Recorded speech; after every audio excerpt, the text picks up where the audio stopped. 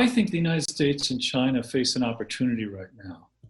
I know geopolitically there's some tensions, but both countries have a commitment to address this existential problem that we face.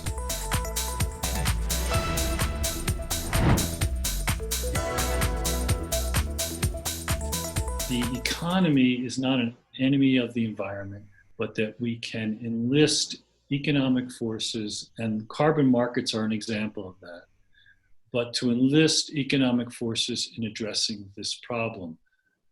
Moving to renewables, we know that renewables employ many more people than fossil fuel industries at the moment. And we also know that that innovation is going to be driving our transition to a clean energy economy. Both the United States and China have a lot of experience in that, and they have actually a lot of trade in those areas. And so I see an era of collaboration and a recognition that both these countries stand as indispensable leaders in this area.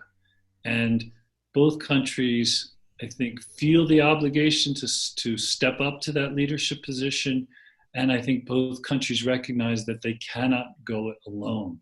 And this last point is essential, that climate change does not distinguish between countries. Air doesn't stop at the borders of states. This problem calls for collaboration. And the two largest economic and political powers in the world need to, and I think are increasingly recognizing the opportunities of partnering to address this problem. What we need to see around the world is to put a price on carbon.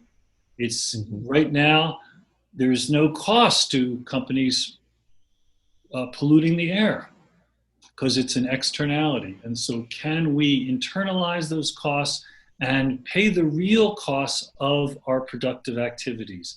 Carbon markets are one way to do that. The other way is through regulation. And I think a combination of regulation and market forces, that combination is essential. So, I can't predict how the Chinese carbon market will unfold.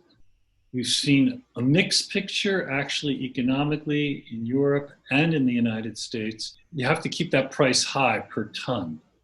And to make it significant, if the price is set very low, then in fact, there's not going to be aggressive effort to try to trade these permits and so forth.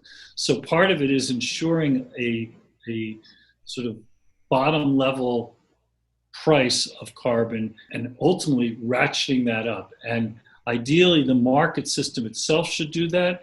But to be honest with you, I'm not an expert enough to be able to tell you the lessons that we've learned that can actually be translatable to China in a confident way.